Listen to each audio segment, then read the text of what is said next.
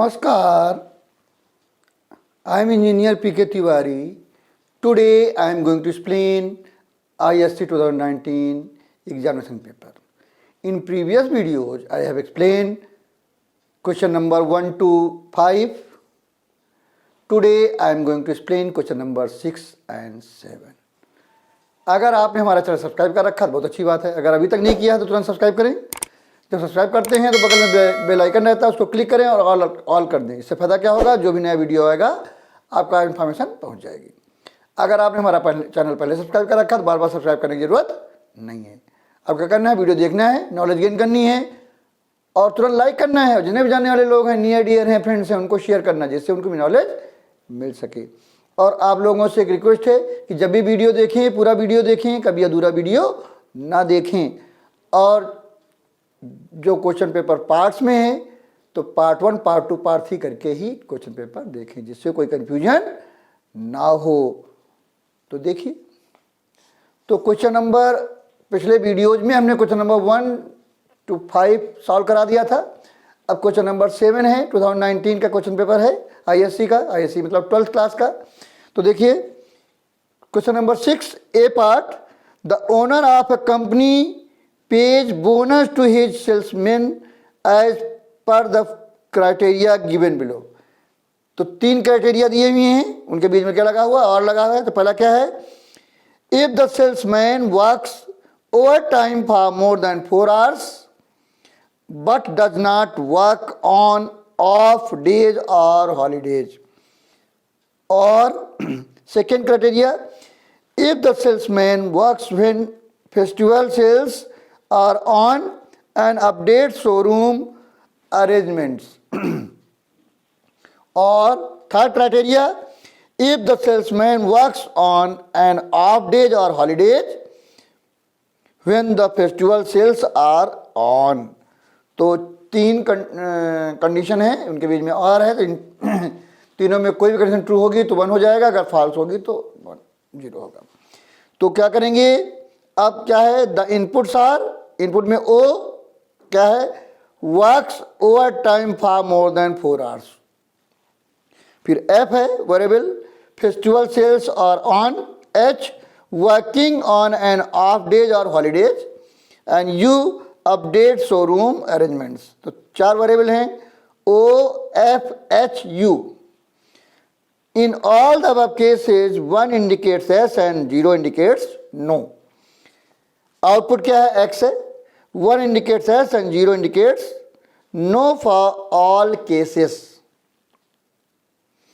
Draw the truth table for the inputs and outputs given above and write the POS expression for x, o, f, h, u। तो आपको क्या करना है, POS expression देना है।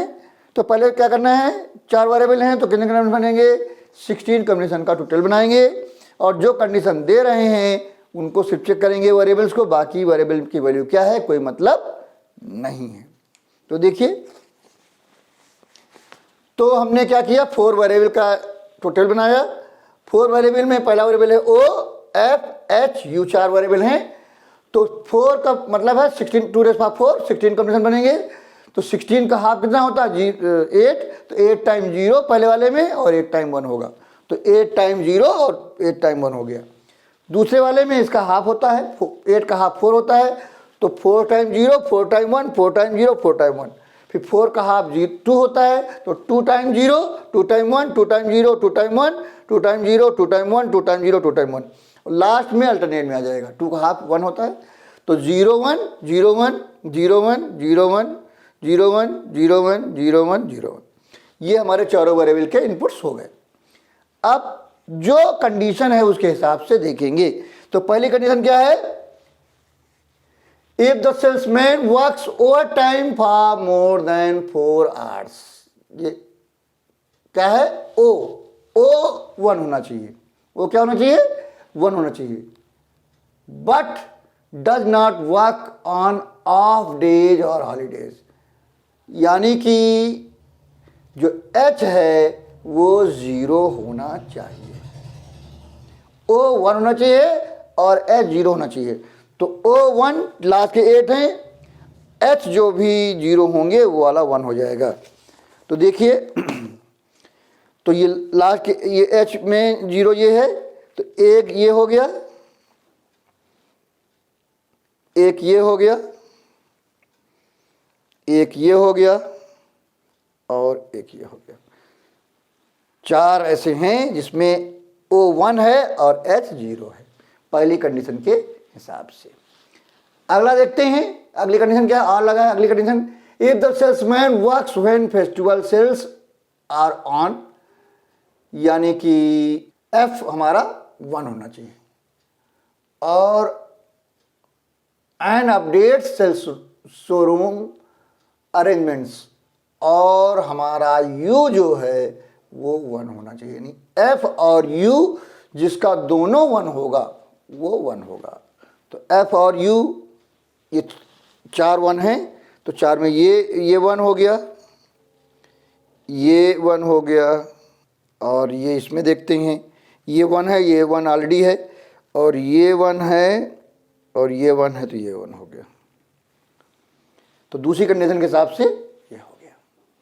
अब तीसरी कंडीशन क्या है, if the salesman works on an off days और हॉलीडेज, यानी कि H 1 होना चाहिए, when the festival sales are on, यानी कि F और U, okay, F salesman is off holidays, यानी कि H और F दोनों 1 होने चाहिए, और बाकी क्या है उससे कोई मतलब नहीं। तो F और H 1 होने चाहिए, तो ये दोनों 1 है, तो ये 1 हो गया, ये दोनों हैं लेकिन ये पहले से है। फिर देखते हैं ये दोनों 1 हैं, तो ये हो गया, और लास्ट के 2 हैं तो ये ऑलरेडी है, तो हमारे ये 1 हो गए। बाकी जो बचा वो क्या हो गया, 0 हो गया। तो सारे 1 हो गए, उसके बाद जो बचा है वो क्या हो जाएगा, 0 हो जाएगा। अब इन्होंने क्या कहा है, draws to table for the inputs and output given above and write the POS expression। POS मतलब प्रोडक्ट ऑफ सम्स। तो जो 0 है, जो जहाँ 0 है वो मैक्सिमम प्रेजेंट है, जहाँ 1 है वहाँ मिनिमम प्रेजेंट है। तो देखिए मैंने लिख दिया M0, capital M0, capital M1, capital M2, capital M3, capital M4, और small M5, small M6, small M7, small M8, small M9, capital M10, capital M11, small M12, small M13, small M14 और small M15। Small M मतलब मिनटम और capital M मतलब मैक्सटम। अगर हमें SOP चाहिए तो मिनटम उठाते हैं, और अगर PO चाहिए तो मैक्सटम उठाते हैं। तो PO चाहिए तो मैक्सटम उठाएंगे। तो X ऑफ O, F, H, U is equal to pi, maxterm के लिए पाई होता है और मिनटम के लिए सिग्मा होता है। पाई कौन कौन है, 0, 1, 2, 3, 4, तो 0, 1, 2, 3, 4 और 10 और 11, ये हमारा कार्डिनल फॉर्म हुआ। अब हम कार्डिनल फॉर्म भी लिख सकते हैं और कैनोनिकल फॉर्म भी लिख सकते हैं। तो कैनोनिकल फॉर्म भी हमने लिख दिया है। देखिए अब 0 का एक्सप्रेशन हमने लिख रखा है पहले से, 0 O plus F plus H plus U लिख दिया। 1 का है O plus F plus H plus U complement, वो लिख दिया। 2 का है O plus F plus H complement plus U, वो लिख दिया। 3 का है O plus F plus H complement plus U complement, तो वो लिख दिया। 4 का है O plus F complement plus H plus U, तो 4 का लिख दिया। फिर 10 का है O complement plus F plus H complement plus U, वो लिख दिया। 11 का है O complement plus F plus H complement plus U complement, वो लिख दिया। तो हमारा ये आंसर हो गया। ये हमारा टोटल आंसर है, यानी ये एक ऊपर वाला कार्डिनल फॉर्म है, नीचे वाला कैनोनिकल फॉर्म है POS। तो ये हमारा आंसर हुआ। अब बी पार्ट क्या है, what is a half adder, write the टू table and derive an SOP, sum of product expression for sum and carry for a half adder. केवल हमें एक्सप्रेशन चाहिए, लॉजिक गेट नहीं बनाना है। तो देखिए पहले उसके बारे में लिखेंगे। The half adder is an example of simple functional digital circuit built from 2 logic gates. The half header adds 2 1-bit binary numbers. The output is the sum of 2 bits and the carry the truth table for half adder is, ये आप दो variable हैं, दो variable का addition of 2 bit is called half adder, ठीक है। तो 2 bit लिया, एक ए लिया एक बी लिया, तो कितने कमीशन बनेंगे, 4 कमीशन बनेंगे। तो पहले 2 टाइम 0 2 टाइम 1, दूसरे वाले में 0 1 0 1 0, तो ये हो गया हमारा। आप जब 0 और 0 ऐड करेंगे तो सम 0 आएगा, कैरी 0 आएगा। 0 + 1 करेंगे तो सम 1 आएगा, कैरी 0 आएगा। 1 + 0 करेंगे तो सम 1 आएगा और कैरी 0 आएगी। और 1 + 1 करेंगे तो 2 आता, 2 की वैल्यू होती है 1 0, तो सम 0 हो जाएगा और कैरी 1 हो जाएगी। अब हमें क्या चाहिए, एसओपी एक्सप्रेशन चाहिए। एसओपी के लिए मिनटर्म उठाएंगे और पीओस के लिए मैक्सिमम उठाएंगे। तो जहाँ 0 होता है वहाँ मैक्सिमम होता है, जहाँ 1 होता है वहाँ मिनटर्म होता है। देखिए यहाँ पर क्या है, ये कैपिटल M0 है, स्मॉल m1 स्मॉल m2 और कैपिटल M3 है। कैरी में capital M0 capital M1 capital M2 और स्मॉल m3 है। तो एसओपी एक्सप्रेशन चाहिए तो हम केवल मिनटर्म वाले उठाएंगे। तो देखिए expression for sum SOP is equal to sigma 1, 2। अब 1 का एक्सप्रेशन क्या है, m1 का a कॉम्प्लीमेंट डॉट b, तो a कॉम्प्लीमेंट डॉट b लिख दिया। और m2 का क्या है, a डॉट b कॉम्प्लीमेंट लिख दिया। ये किसका एक्सप्रेशन होता है, ये हमारा XOR का एक्सप्रेशन होता है। ये हमारा किसका होता है, XOR का एक्सप्रेशन होता है। तो a XOR b हो गया सम का, a XOR b सम का एक्सप्रेशन हो गया। फिर एक्सप्रेशन फॉर कैरी एसओपी केवल m3 है तो m3 हो गया। m3 का क्या होता है, a डॉट b, तो a डॉट b ये हमारा हो गया। तो ये सम का हो गया और ये कैरी का हो गया। तो ये हमारा एक्सप्रेशन आ गया। सम का क्या है, a XOR b है और कैरी का a डॉट b है। ये हमने निकाल दिया। सी पार्ट क्या है, simplify the following expression using Boolean laws. अब क्या है, x + z dot x dot y plus y dot z complement plus x z plus y। अब यहाँ पर डॉट है तो हमने डिस्ट्रीब्यूटिव लॉ लगाया। डिस्ट्रीब्यूटिव में पहले x से ओपन किया फिर z से ओपन किया, तो x dot x y plus x dot y dot z complement, फिर अब z से करेंगे तो z dot x y plus z dot y z complement plus x z plus y। अब तो x दो बार है तो x डॉट y हो जाएगा plus x dot y dot z complement हो जाएगा प्लस x y z हो जाएगा। और ये जो है ये z और z कॉम्प्लीमेंट दोनों है तो ये 0 हो जाएगा, फिर x z प्लस y आ जाएगा। फिर हम इन तीनों में x y कॉमन लिया तो क्या हो जाएगा, 1 plus z complement plus z plus x z plus y। अब ये +1 है तो ये क्या हो जाएगा, ये हमारा 1 हो जाएगा, पूरा 1 हो जाएगा। तो xy plus y plus xz हो जाएगा। अब इसमें y कॉमन ले लेंगे तो y कॉमन लिया तो x +1 हो जाएगा प्लस xz हो जाएगा। तो वो x +1 क्या हो जाएगा, ये 1 हो जाएगा, तो y बचेगा तो y प्लस xz आपका आंसर आएगा। ये हमारा आंसर आएगा, ये हमारा आंसर होगा। तो ये हमारा क्वेश्चन नंबर 6 था। अब क्वेश्चन नंबर 7, क्वेश्चन नंबर 7 देखते हैं। हमने अधूरा क्वेश्चन लिखा है क्योंकि पूरा लिखेंगे तो खाली क्वेश्चन ही हो जाएगा पूरा व्हाइट बोर्ड में, तो हमने सिर्फ क्वेश्चन लिखा है और सारी बातें नहीं लिखी। तो सुन लीजिए, design a class Armnum to check if a given number is an Armstrong number और not. A number is said to be Armstrong if some of its digits raised to the power of length of the number is equal to the number. For example 371, अब इस कितने digit का number है, 3 digit का, तो सभी digit की power 3 होगी। तो 3 cube plus 7 cube plus 1 cube is equal to 27 plus 343 plus 1, ये आपका आ जाएगा 371। तो 371 बराबर हो गया, इसलिए ये 371 आर्मस्ट्रांग नंबर है। ये 4 डिजिट का नंबर है 1634, तो 4 डिजिट में 4 की पावर, सबकी सारी डिजिट की पावर 4 होगी। तो 1⁴ प्लस 6⁴ प्लस 3⁴ प्लस 4⁴, तो ये आएगा 1 प्लस 1296 प्लस 81 प्लस 256, इसको जोड़ेंगे तो आएगा 1634। तो ये आ गया। अब 5 डिजिट नंबर है 54748, तो 5⁴ प्लस 4⁴ प्लस 7⁴ प्लस 4⁴ प्लस 8⁴, तो यह आएगा 3125 प्लस 1024 प्लस 16807 प्लस 1024 प्लस 32768, इसको जोड़ेंगे तो वही नंबर आएगा। तो हमारा क्या हो गया, आर्मस्ट्रांग नंबर हो गया। तो देखिए ये एग्जांपल है, तो क्या है 10 371, 1634 and 554,748 are all example of Armstrong numbers. अब क्या है, some of the members of the class are given below. क्या क्या है, क्लास नेम आमनम, data members are instant variable, n to store the number, l to store the length of the number.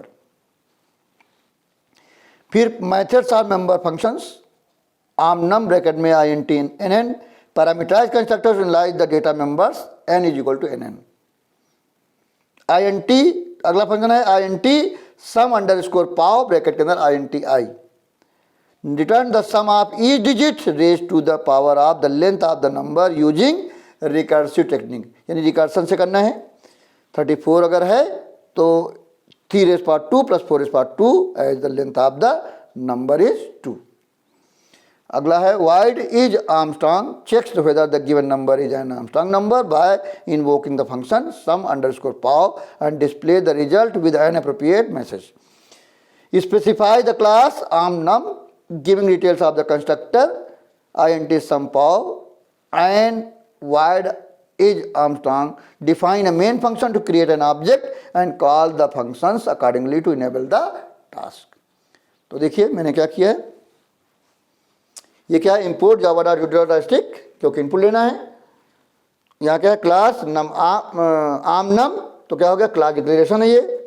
फिर 2 variable हैं, data member हैं int n, l, data members हो गए। अब हमारा कंस्ट्रक्टर है, तो देखिए कंस्ट्रक्टर क्या है, पब्लिक आमनम int nn, ये nn को हमने n is equal to nn कर दिया और लेंथ को क्या कर दिया, 0 कर दिया। तो क्या होगा, assign nn to n and assign 0 to length, length हमने कर दिया। फिर क्या है, एंड ऑफ कंस्ट्रक्टर हो गया। अब अगला फंक्शन क्या है, public int sum underscore pow int n I, recursive function to calculate sum, और ये क्या है, स्टॉपिंग केस है। जब हमारा नंबर 0 या 0 से छोटा होगा तो रिटर्न 0 करेंगे, एल्स है ये स्टॉपिंग केस है और ये रिकर्सिव केस है इसका उल्टा। अगर हमारी नंबर ऑफ डिजिट 0 से बड़ी होंगी तो हर उस डिजिट का डिजिट क्या करेंगे, पावर लगाएंगे वो लेंथ के बराबर। तो वही हम कर रहे हैं।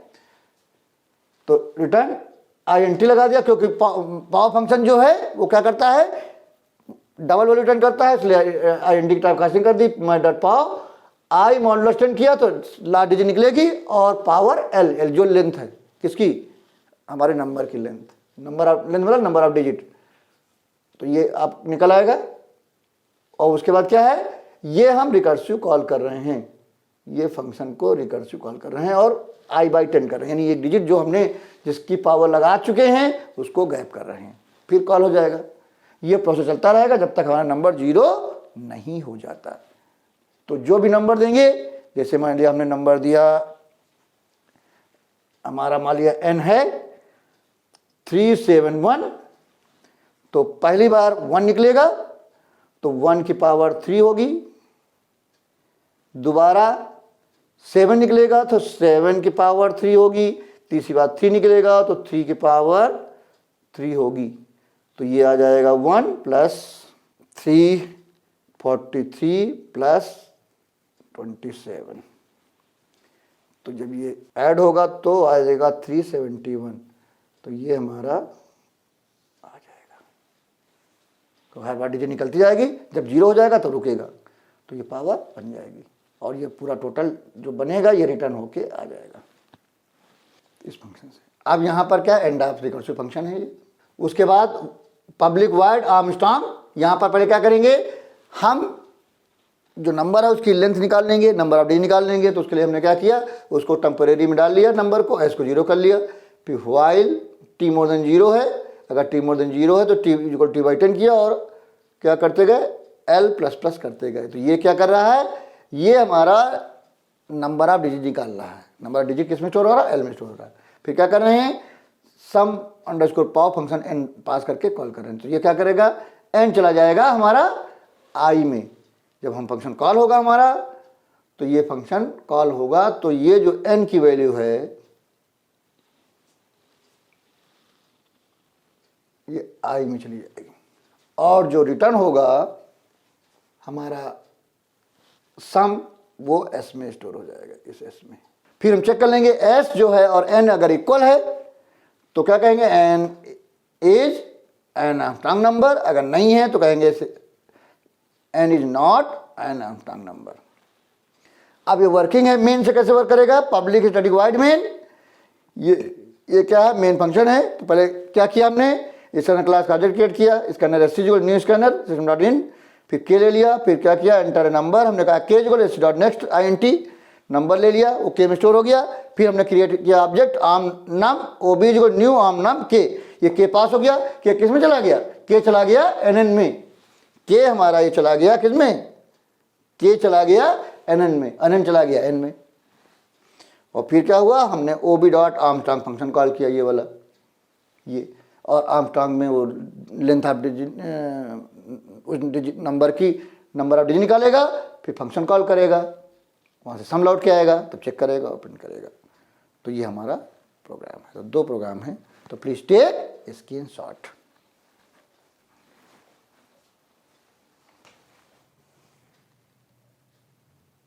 तो आज हमने आपको क्वेश्चन नंबर 6 बताया, 6 में पार्ट 1 बताया, पार्ट A और B हाफ हेडर और C एक्सप्रेशन सॉल्व किया। और क्वेश्चन नंबर 7 में आर्मस्ट्रांग चेक करने का फंक्शन बनाया जिस रिकर्सिव टेक्निक से, और जो जितने भी रिमार्क देने थे हमने दे दिया। तो आपको वीडियो कैसा लगा, अगर अच्छा लगा तो लाइक कर दीजिएगा, अगर कोई डाउट्स है तो आप कमेंट बॉक्स में जाके अपने क्वेश्चन पूछ सकते हैं। आप चाहें तो हमारे सोशल मीडिया में जाकर भी अपने क्वेश्चन पूछ सकते हैं, उसके लिंक्स आपको डिस्क्रिप्शन में मिल जाएंगे। अगर आपने हमारा चैनल सब्सक्राइब कर रखा है बहुत अच्छी बात है, अगर अभी तक नहीं किया है तो तुरंत ही सब्सक्राइब करें, देर ना करें। जब सब्सक्राइब करते हैं बगल में बेल आइकन रहता है, उसको क्लिक करें और ऑल कर दें। इससे फायदा क्या होगा, जो भी नया वीडियो होगा आपका इन्फॉर्मेशन पहुंच जाएगी, आपको सर्च करने की जरूरत नहीं पड़ेगी। अगर आप हमारा चैनल पहले सब्सक्राइब कर रखा है तो बार बार सब्सक्राइब करने की जरूरत नहीं, आपको क्या करना है, वीडियो देखना है, नॉलेज गेन करनी है, तुरंत लाइक करना है, और जितने भी जानने वाले लोग हैं, नियर डियर हैं, फ्रेंड्स हैं, उनको शेयर करना जिससे उनको भी नॉलेज मिल सके। और आप लोगों से रिक्वेस्ट है कि जब भी वीडियो देखें पूरा वीडियो देखें, कभी अधूरा वीडियो ना देखें।